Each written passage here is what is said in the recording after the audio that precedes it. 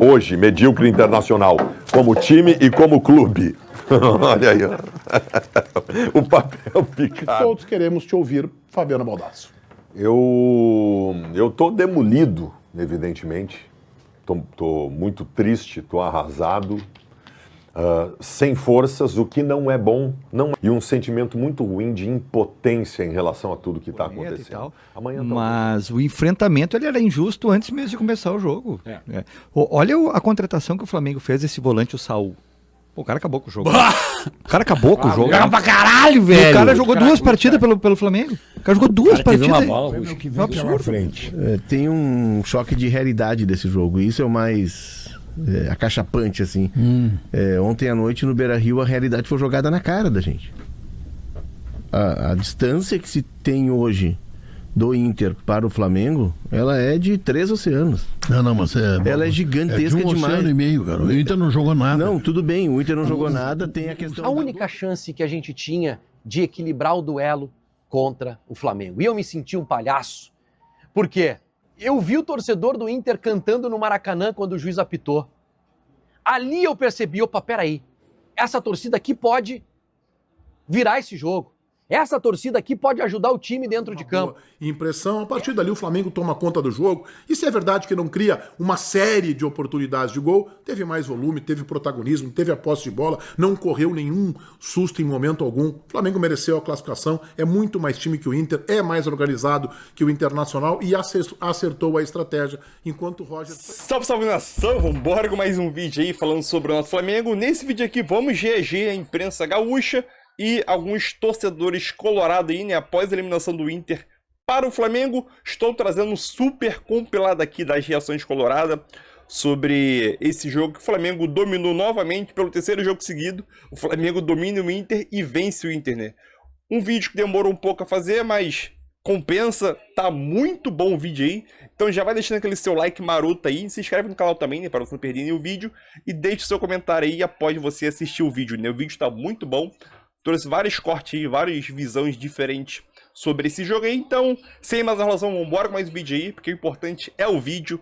Deixe seu like, se inscreve no canal também e vambora. Todos queremos te ouvir, Fabiano Baldassi. Eu tô demolido, evidentemente. Tô muito triste, tô arrasado. Sem forças, o que não é bom, não a mim pessoalmente, mas ao fato de eu ter a representatividade que eu tenho conversando com os colorados todos os dias e um sentimento muito ruim de impotência em relação a tudo que está acontecendo. Amanhã talvez eu acorde melhor, amanhã talvez eu consiga dormir, coisa que nessa noite eu não consegui. Eu tenho muito medo da resignação, porque esta direção do Internacional, ou melhor, o contexto todo do Internacional, tem o DNA da derrota, da conformidade. O DNA de achar que tudo faz parte. Aliás, o termo foi utilizado pelo Roger ontem na coletiva. Ser eliminado pelo Flamengo não tem nada de errado. O Flamengo é realmente muito melhor que o Internacional. A questão é a forma que isso acontece. A forma. E não há justificativa para isso. Nem mesmo que o Flamengo tem capacidade de gastar 10 vezes mais do que o Internacional para contratar jogadores, como disse o presidente Barcelos. O Internacional não compete. O Internacional do Alessandro Barcelos, e aí eu busco desde o começo da sua gestão, ele não compete. O Internacional não fez o enfrentamento contra o Flamengo, mas o Flamengo não fez o enfrentamento contra o Fluminense também. É um time morno e mal organizado. Eu posso aqui começar o rol para vocês e eu pretendo resumir do quão este Internacional é inoperante. Neste momento inoperante no que vem de cima, no que vem da gestão, que normaliza a mediocridade em cada momento, em todos estes imensos vexames que o Internacional passou desde que o presidente Barcelos assumiu, é sempre a mesma história. Ontem até da enchente ele falou. Até a enchente foi utilizada como justificativa ontem, né? E aí depois vem a questão do fair play financeiro e tal, sempre tem desculpa. O Inter nunca está errado, vocês já perceberam? O Inter nunca está errado, sempre vem a justificativa ou a explicação de que a partir de agora o trabalho vai ser redobrado, não muda nada e vai tudo certo. Daqui a pouco rola uma cabeça. O presidente Barcelos sempre escolhe uma cabeça lá para dar algum tipo de justificativa e faz uma cabeça rolar. E nada muda no Beira-Rio. A direção do Internacional, a atual gestão do Internacional, comete erros e está afundando o clube em todos os âmbitos desde que assumiu há 4 anos e 8 meses. A dívida que dobrou, a base que acabou, os desmandos, a falta de cobrança, os erros em contratações. Neste ano, o dinheiro investido pelo Internacional, que é tão menor que o do Flamengo, foi mal investido ontem à noite. E eu digo sobre ele o seguinte: o Internacional que esteve em campo ontem, repito, era pior do que o Flamengo. Só que eu quero perguntar para vocês viram alguma coisa diferente no movimento do Internacional? O esquema tático é o mesmo, continua sempre a mesma coisa em relação aos 2 caras das pontas do 4-2-3-1, não tem nenhuma variação, não tem nenhuma novidade, não tem nenhuma solução, é paupérrimo taticamente o time do Roger. E isso independe do fato de ter enfrentado um adversário melhor. E dentro do campo, vocês conseguem imaginar que esse time esteja apresentando uma entrega diferente? O que é o meu capitão? Este picolé de chuchu, que é o Alan Patrick, esse água de salsicha, que é o Alan Patrick, que o Internacional estava perdendo ontem por 1-0, precisava de uma epopeia para virar o jogo e ele estava no centro do gramado dando tapinha para o lado e tapinha para trás. Este cara, embora seja grande jogador, tecnicamente, não tem a menor condição de ser liderança em lugar nenhum. Lugar nenhum. É outro da política do faz parte. O que é a política do faz parte? É o que nós ouvimos sempre no atual contexto do Inter. O Roger ontem na coletiva disse que perder para o Flamengo e para o Fluminense faz parte, que os adversários são melhores. Essa é a justificativa. Não há nenhum poder de indignação no estádio Beira-Rio. Momento algum. Eu estou muito triste, eu estou demolido, eu estou arrasado, porque infelizmente eu não vejo perspectiva nenhuma para este medíocre Internacional hoje, medíocre Internacional, como time e como clube. Olha aí, ó. O papel picado. Cara, isso aqui é a pincelada de M. É a pincelada de M do Internacional no que vem acontecendo no estádio Beira-Rio. Quem é que vai limpar o estúdio? O papel picado de ontem... Faz as redes. Cara, o papel picado de ontem no começo do jogo é de um constrangimento, é de uma vergonha. Eu mereço isso aqui. Eu realmente mereço isso que estão fazendo. Aí comigo. o seguinte, fica aquela pataquada protagonizada em rede nacional, atrasando uma partida de Libertadores. Enquanto o Roger estava na piscina, tomando champanhe de férias, o Fluminense estava jogando nos Estados Unidos. O Flamengo deu 5 dias de folga. O Flamengo jogou com o time titular no final de semana passado, enquanto o Inter usava reserva para descansar os guerreiros. O Roger queria descansar os guerreiros jogadores do Internacional. Estavam descansados ontem em campo. Sabe o que aconteceu em campo? Aos 35 do segundo tempo, o Flamengo estava correndo mais que os descansados jogadores do Internacional. Mais que os descansados. Não há mais nada o que esperar do Roger. Não tem justificativa nenhuma para dar continuidade nesse trabalho. Eu não sei se é para ganhar tempo, eu não sei se é porque é omisso, eu não sei se é porque tem medo. O fato é de que nós estamos numa via crucis com esse treinador, que o final todo mundo já sabe. Todo mundo sabe que o Roger vai cair daqui 1, 2 semanas. Então a gente está perdendo tempo. Perdendo tempo. É inacreditável o que fizeram com o Internacional. O vestiário do Internacional ontem era um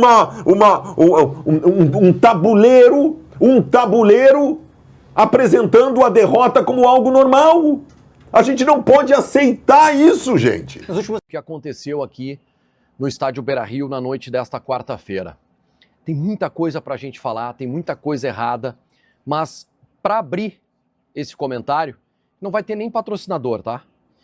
Para abrir esse comentário, eu quero dizer que eu presenciei hoje um dos momentos mais tristes da história do Esporte Clube Internacional. Óbvio que não dá para comparar com o rebaixamento que aconteceu, né? Não tem nem comparação com o rebaixamento, porque aquilo ali é um dos maiores fiascos, né, que um clube pode passar.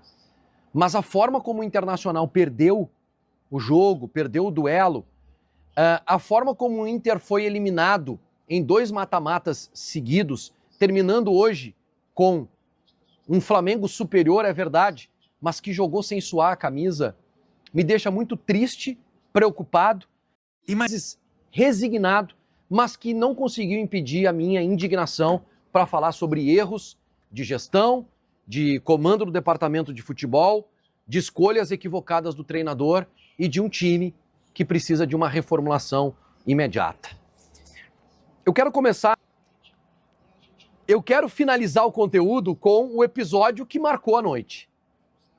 O episódio que marcou a noite, que começou com uma cena de pastelão aqui no Beira-Rio, com funcionários do clube tentando tirar papéis prateados que foram jogados do teto do estádio Beira-Rio no gramado. Como grande consequência desse ato equivocado de alguém comandado pela gestão, foi o esfriamento da torcida. A única chance que a gente tinha de equilibrar o duelo contra o Flamengo. E eu me senti um palhaço, porque eu vi o torcedor do Inter cantando no Maracanã quando o juiz apitou. Ali eu percebi, opa, peraí, essa torcida aqui pode virar esse jogo. Essa torcida aqui pode ajudar o time dentro de campo. Essa torcida, com amadores, fez uma das maiores festas que o país já viu na chegada de um time de futebol. Ruas de fogo histórica, com tudo muito bem organizado, sem nenhum erro, um pouco de confusão porque caiu o gradil e nada mais. Ninguém ferido, ninguém machucado, ninguém chegando atrasado no estádio. Esse torcedor que estava lá fora entrou para dentro do Beira-Rio e entrou com gás, com gana, para ajudar esse time, para ajudar essa gestão, para ajudar o departamento de futebol. E o que eles fizeram? Pegaram a pá e deram na cabeça do torcedor, esfriando a arquibancada, que estava quente, que estava ali para começar empurrando o time. Jogaram uma tonelada de papel picado. Uma tonelada de papel picado que estaria ali para comemorar uma classificação. Foram otimistas, né? Mas que alguém, comandado por essa gestão, soltou no gramado e tapou o tapete do melhor gramado do futebol brasileiro de branco, atrasando em 20, 25 minutos o apito inicial e sepultando a energia que vinha da arquibancada. É preciso mudar em todos os setores. O torcedor não teve nem força para cobrar dentro do estádio. A manifestação aqui fora, ela teve conflito com a imprensa, com a brigada militar, mas com um número muito reduzido. O torcedor preferiu a resignação. O torcedor, na sua maioria, né? Porque muitos estão indignados, a gente ouviu no microfone da Gaúcha, muitos indignados, a gente está acompanhando os comentários de vocês nas redes sociais. Mas o torcedor preferiu, na sua maioria, a resignação. Por quê? Esse é um sentimento mais triste de todos. Porque a gente olha para quem está no comando, em todas as esferas do clube, e não vê nenhuma possibilidade de reação. Aconteceu. Na verdade o sentimento é de constrangimento, né? De ter que falar sobre papel picado depois da atuação não te preocupa que nós vamos falar sobre a melancólica do Inter. Uma tristeza, uma das páginas mais tristes da história do Inter, porque o que a gente viu nesse duelo contra o Flamengo foi uma diferença, assim, que eu nunca tinha visto. Eu não sou o mais velho do Sala, longe disso, sou o mais novo do Sala, e acompanho futebol desde a década de 80. Nunca vi. Nem na década de 90, que foi acompanho futebol desde a década de 80. Nunca vi. Nem na década de 90, que foi uma década, assim, difícil para nós, eu não vi essa diferença que eu vi ontem dentro de campo. Assim, 3 oceanos de diferença do time do Flamengo pro Inter. O que mostra que, se a gente está completando 15 anos sem conquistar um grande título, que o torcedor se prepare para mais anos dolorosos, porque essa diferença ela só aumenta diante da capacidade dos dirigentes que comandam o Sport Clube Internacional. 14ª eliminação, 9ª eliminação dentro de casa, e nada é feito. O discurso conformista do treinador, do presidente, não tem mudança nenhuma. Hoje, quando eram para estar reunidos para tratar da demissão de alguém dentro do departamento de futebol ou discutir a permanência do treinador, o que você tem lá, Diogo? Como é que tu chama? Prata Gate.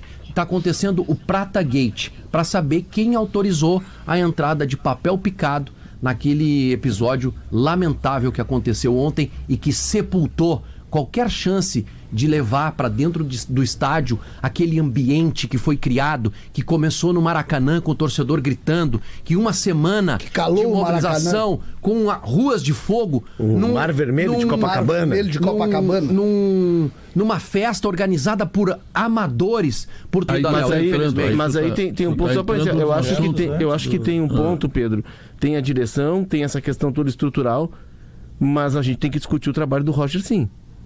Tu não pode passar em em 2 jogos de decisão chutando 2 bolas a gol.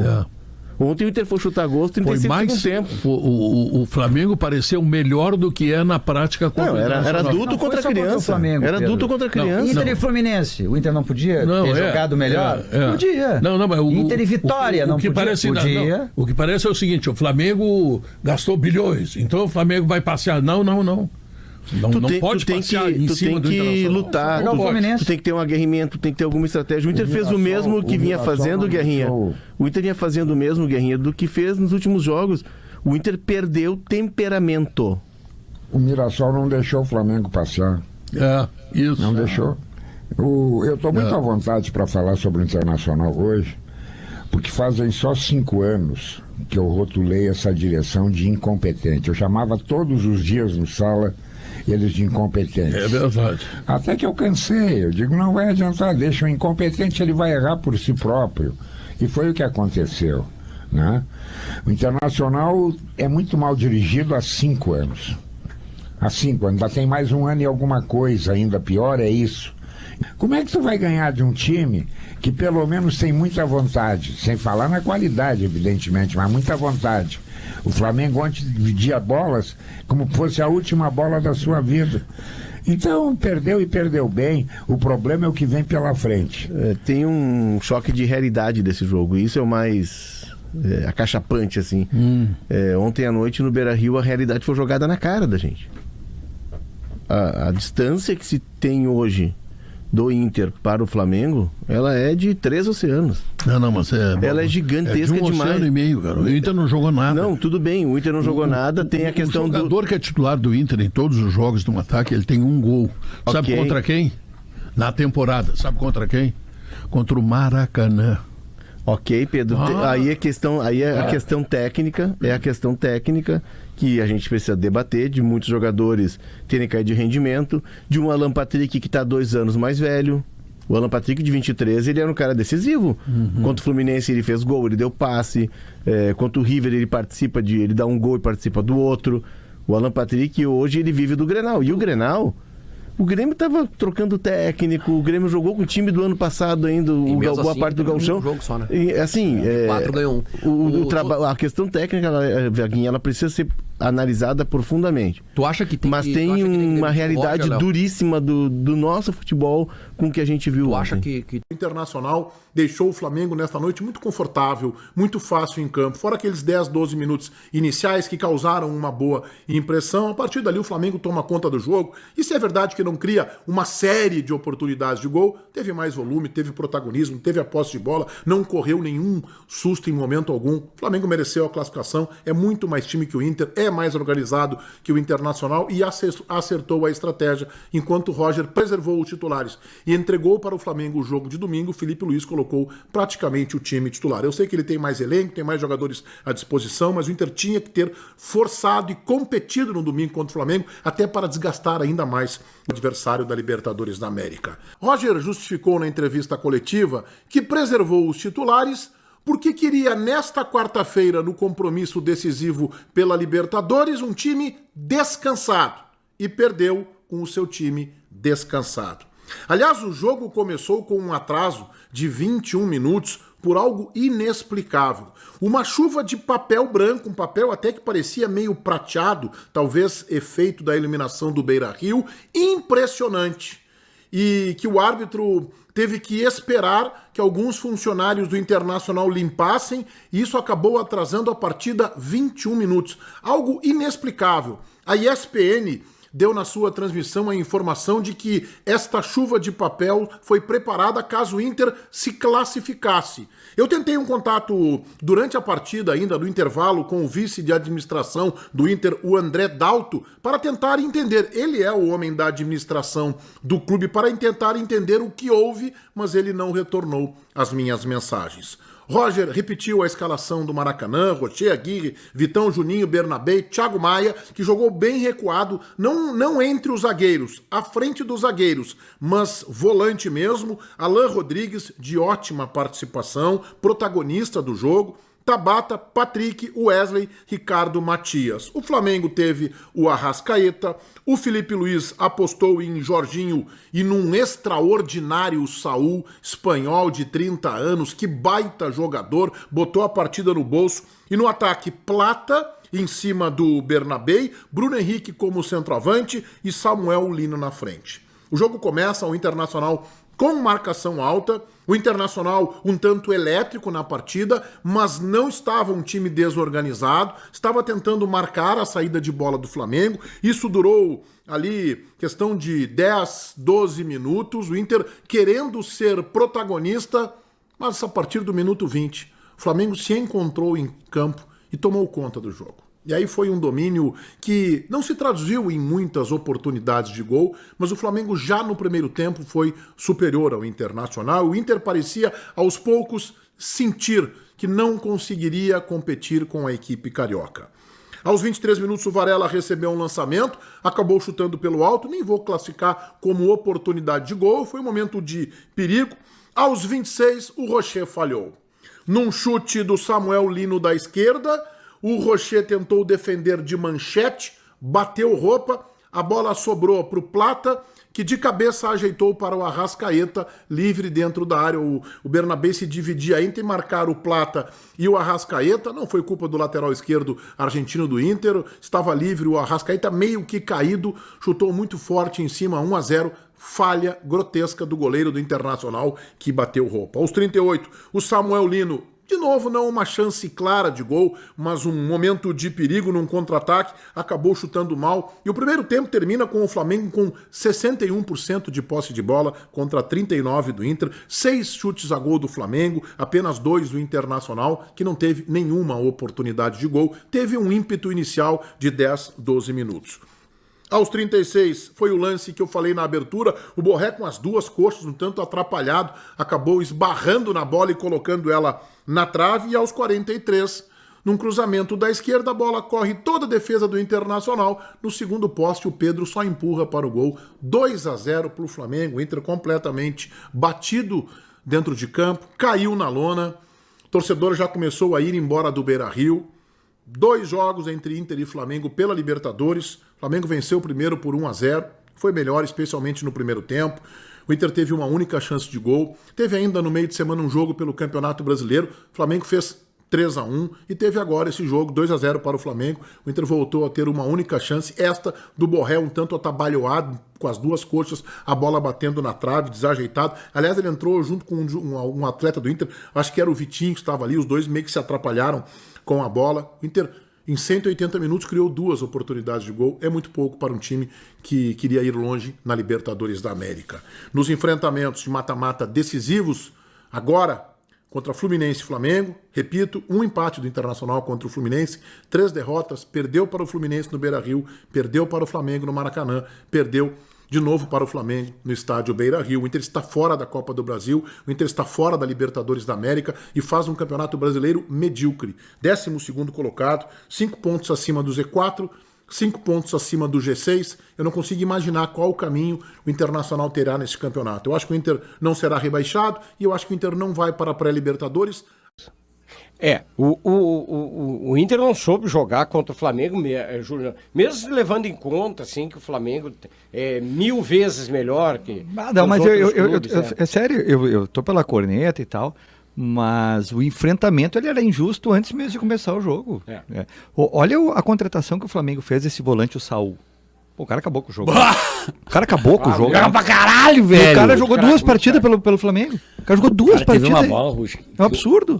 O Inter tá marcando em cima, fazendo certinho, encaixadinho. Primeiro tempo, Todo mundo encaixado no primeiro tempo. E o goleiro toca uma bola nele. Cara, ele dá um giro assim numa zona extremamente perigosa, assim, numa confiança. Pega e giros.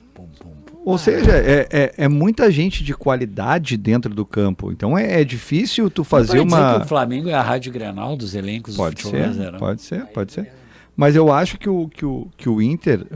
claro que o Inter tem que lamentar. Eu acho que o Inter lamenta e usa esse jogo contra o Flamengo como um símbolo de uma sucessão de erros.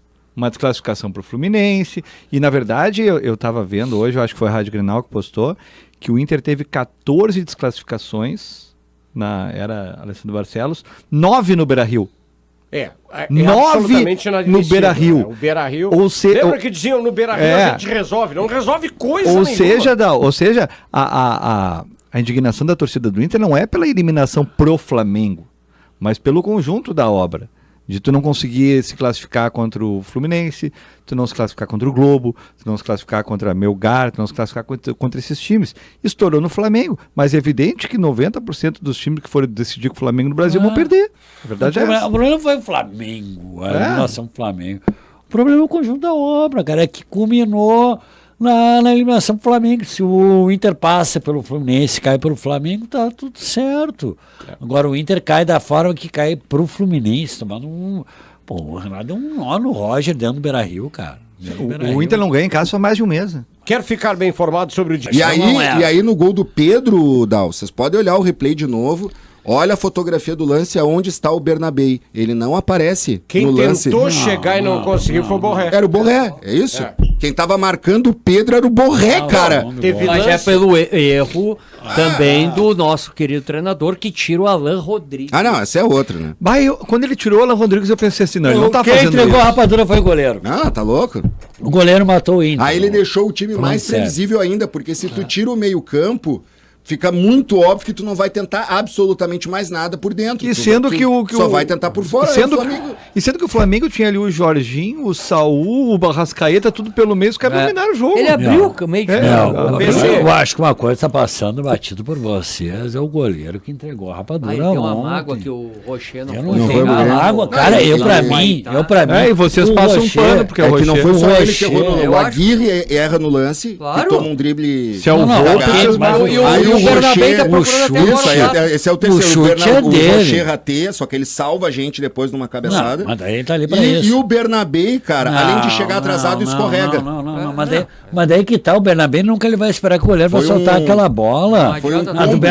O Bernabé ali, ao lado do cara que tomou o drible, e outro, tá tomando o drible do Samuel Lino. O cara tá vindo 1 contra 1, então né, não é uma coisa absurda. Mas isso é culpa tua, Edu. Porque eu tento falar de futebol. Não, é porque tu acha que o Volpe falha tomando um gol daquele na gaveta. Aquele não, aí tu dá moral pra eles.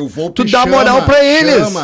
Ele chama. Chama. Gol bonito, chuta aqui. Chuta aqui. É o sobrenatural. É que nem falar de sorte e azar. O Volpe toma gol quando a lua está. Tem sobrenatural de Almeida no futebol. Tu não acredita na cueca da sorte, na meia da sorte? Claro que não, velho. Claro que não. Tu senta no estádio. Claro que é evidente que não, cara. Você é supersticioso, que isso? Eu só falo dizer que tu acredita em signo agora. Não, no futebol eu acredito em qualquer coisa metafísica. Não é só eu acredito no sobrenatural de Almeida. Não é só na ciência de dados que eu acredito. Que, aliás, é um grande problema, no ponto de vista assim, da gestão, foi não ter ficado... Aí, calçado Cuca! Então, é isso aí, nação. Mais um vídeo aqui, mais um react aqui no canal aqui, né? Um super react que eu acabei fazendo aqui, né? Espero que vocês tenham gostado aí, né? Sobre o que a imprensa gaúcha falou da atuação do Flamengo, da eliminação do Inter principalmente, e as repercussões, né? O que o Inter pode fazer agora para poder sair dessa crise, principalmente após perder 3 jogos seguidos para o Flamengo e não ser eliminado do Flamengo, que é uma coisa ruim, né? Sabemos que o Flamengo é superior a todos os times aqui do futebol da América do Sul, mas tem que demonstrar isso dentro de campo, né? Principalmente a eliminação contra o Fluminense, né? E depois para o Flamengo, né? Então 2 eliminações de Copa do Brasil e Copa Libertadores em 15 dias para 2 times carioca. Acho que a eliminação para o time do Flamengo, acho que muitos torcedores ou até próprios jogadores já desconfiavam que poderia acontecer. Principalmente após o jogo pelo Brasileirão, que foi 3 anos que o Flamengo dominou o jogo. E no jogo de quarta-feira agora, jogo de volta, não foi diferente, né? O Flamengo conseguiu dominar o Inter em todos os jogos. O Inter praticamente não criou uma chance clara, né? E uma jogada tabelada para fazer um gol, né? Tirando aquele lance lá do gol acho que do Borré, né? Tava impedido, VAR validou pelo Brasileirão. Tirando aquele lance ali, o Inter não criou nada. E o Flamengo foi dominante, né? A atuação do Flamengo nessa quarta-feira foi uma atuação muito convincente. Sim, é até difícil dizer quem foi o melhor jogador da partida ali, né? Porque quando o coletivo está bem, o individual aparece. É o que vem acontecendo no Flamengo. Quando o coletivo está muito entrosado, o individual aparece, né? A gente pode citar o Arrascaeta, o Plata, que não é um cara de marcar muitos gols, porém é um cara que consegue abrir espaço, driblar, dar passe, finalizar, e fazer outras funções, né? Voltar para marcar, uma coisa que ele fez bastante, né? Ajudar o lateral. Então, a dupla de volante, não preciso nem dizer, o que o Saúl jogou é brincadeira, né? Ele jogou no final de semana, né, pelo Brasileirão, e agora jogou no meio de semana agora pela Libertadores, e o cara tá voando. 30 anos, vai lembrar que a ESPN também fez o jogo, né? A ESPN lá passou o jogo nos seus canais, e o Paulo Calçade, né, e ele chegou a falar da seguinte maneira: aqui na ESPN a gente sempre passou a La Liga e a gente sempre acompanhou o Saúl pelo Atlético de Madrid, no auge dele, vamos dizer assim. E o Saúl que jogou hoje me lembra muito o Saúl do Prime, vamos dizer assim, do Prime dele no Atlético de Madrid. O que ele jogou é uma barbaridade. E sim, para quem assistiu o jogo, viu o que o Saúl fez dentro de campo, é uma barbaridade. E acho que muita gente tem até o comentarista aqui da Rádio Grenal chegou a comentar isso, né? No primeiro tempo, o Ross dá uma bola, saída de bola, né? Dá um passe para o Saúl no meio de campo, né? Numa zona ali perigosa para o Flamengo, né? No sistema defensivo do Flamengo, uma bola muito perigosa que ele consegue dominar e gerar para cima de 2 praticamente. E saiu jogando normalmente. Quando o jogador ele tem uma qualidade técnica muito grande, o que acontece? Com a dupla de volante Saúl e Jorginho. Eles já jogaram nos maiores clubes aí do planeta, em pressões maiores que um Beira-Rio, com todo respeito ao Beira-Rio. O que ele fez ali é o que ele é acostumado a fazer. Tá sendo pressionado pelo adversário, domina, gira e sai jogando. Obviamente nem é sempre que vai conseguir acertar um giro desse e sair jogando normalmente. Pode ser desarmado, pode sofrer uma falta, mas é aquilo. Na maioria das vezes o cara vai conseguir sim dominar a bola, proteger a bola, girar e sair jogando normalmente, sendo pressionado. É uma coisa que Jorginho e Saúl faz tranquilamente. E outro ponto também, né, é que o Felipe Luiz hoje, acho que ele não demorou a mexer. Muita gente pode questionar, pô, já passou 20 minutos e até agora nada. Acho que ele, na minha opinião, ele fez a mexida no tempo certo. E o que aconteceu? Acabou entrando Pedro, Cebolinha, Wallace Ian, Ayrton Lucas e mais um que eu esqueci. E o Arrascaeta, não preciso nem falar sobre o Arrascaeta, que jogou muito. O Bruno Henrique também jogou muito, foi muito importante. Plata, sem comentário. Varela, eu preciso comentar sobre Varela. O que o Varela vem jogando é uma barbaridade. O Varela, há um tempo atrás, ele é muito questionado, principalmente quando o Wesley estava, ele era muito questionado porque o Varela é bom defensivamente, ofensivamente não tanto. O que aconteceu? O Varela está se destacando muito ofensivamente. É um cara que está sempre indo na linha de fundo, buscar a linha de fundo para poder cruzar. E ninguém lembra mais de Wesley. Quem é o Wesley? Fez o seu nome no Flamengo, mas agora é passado. E o Wesley e o Varela vêm se demonstrando muito bom lateral, tanto ofensivamente quanto defensivamente, né? E o Rossi foi um mero espectador da partida aí. Tamo junto, e nós aí na Sul.